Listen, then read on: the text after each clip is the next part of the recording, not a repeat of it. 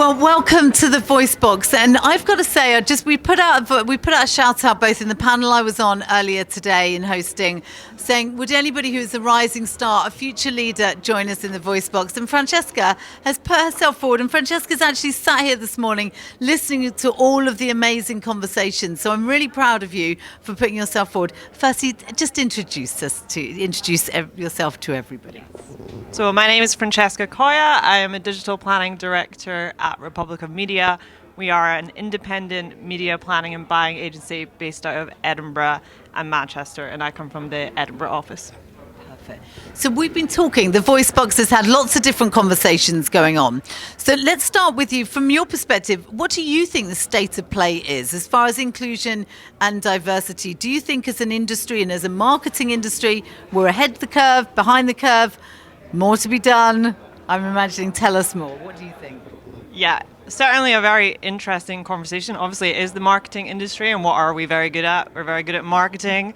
So we're good at talking about it. I think the conversation is happening massively in our industry, but I've certainly felt like sometimes it's more conversation, less action. So it's like, yes, we're very aware of what's happening, and we're very aware of what needs to be done, but are we doing those things?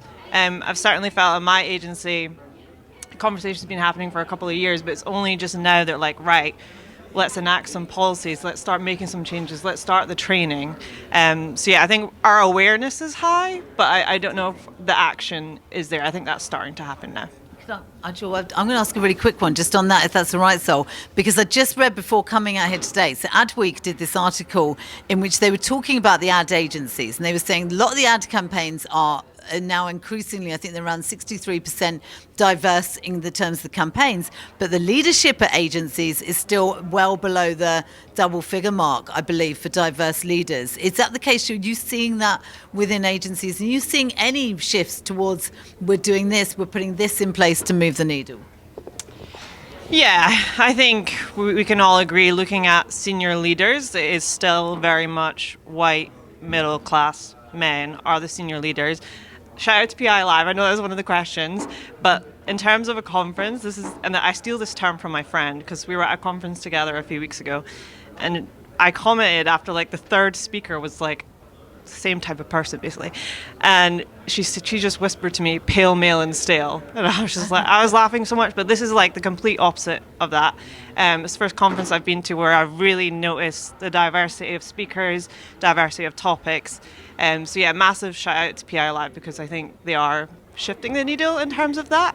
I've forgotten your question. It was about the agency world, really. Yes. So were you going to ask a similar question, or was yours on that? A little bit different. Okay, fine. So we'll cover this.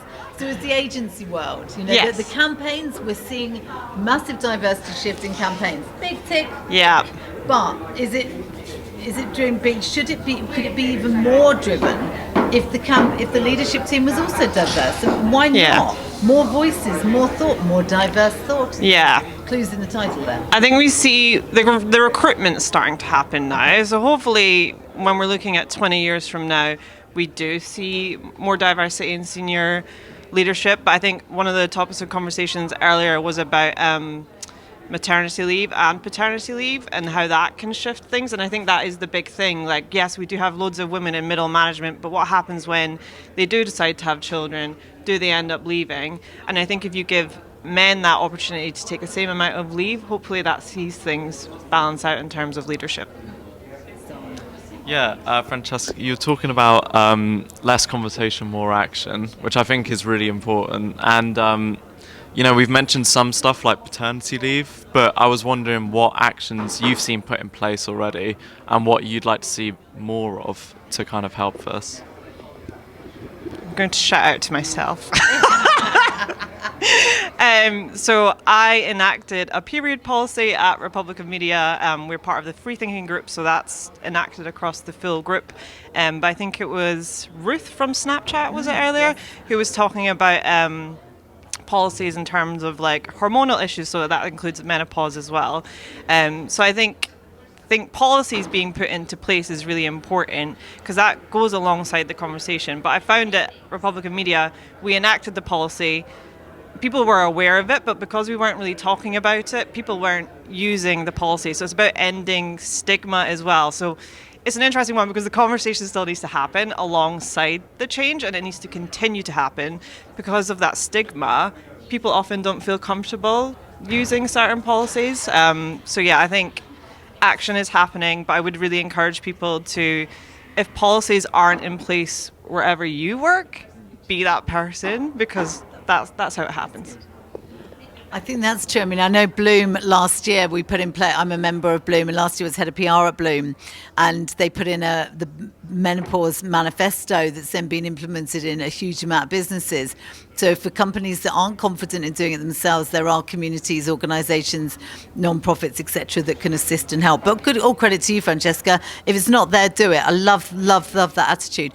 So that was one area that was obviously the period policy. Is there anything else you think, I'm going to shout louder about this if it doesn't get shouted about? What would it be? Yes. We talked about vulnerability in the last, or you guys talked about vulnerability in the last topic, and male mental health. I think mental health is a big topic right now as well. At Republican Media, we do have a wellness team, and I think the single best thing they've done, and I don't know if this exists across many other agencies, is we do have a therapist that's included as part of, I think once you've been in the company for 6 months or so, you then get access to that therapist. And that's been a huge change for me, is actually getting that counselling.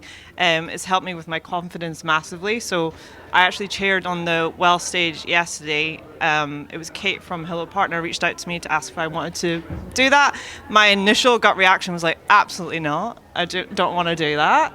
But because I've had counselling and I've seen like an increase in my confidence, I'm like, hang on, that's just my initial reaction. But actually, yes, I absolutely can do that. And even sitting here being like, will I put myself forward for this? It's like, yes, I can. I'm so proud of you. So I think, more vulnerability in teaching people how to be vulnerable and therefore increasing their confidence. So, yeah, more mental health initiatives at workplaces as well. Yeah. It's like you were talking about with the growth thing. Yeah. Right? Yes. What is it?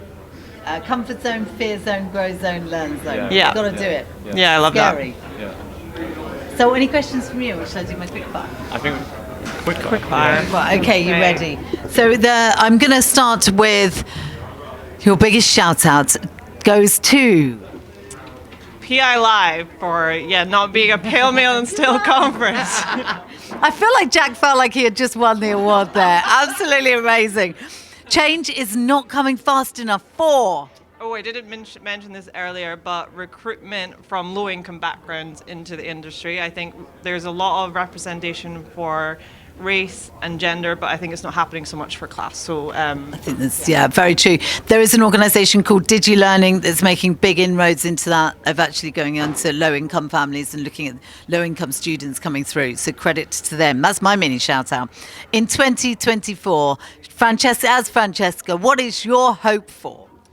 more vulnerability from senior leaders, and for them to show up a bit more in these conversations. I think a lot of the time, and you were saying this on the Well stage earlier, that you were happy to see a lot of men in the audience. Yeah. I think a lot of the time we're in a bubble with these conversations, and we're like, okay, we're looking out in the audience and we see more of ourselves. So I think more representation from senior leaders in these types of conversations, more vulnerability from them as well. Amazing. Francesca has been the epitome of be bold, be brave, be you. Thank you very much to Francesca who's joined us in the voice box. Way!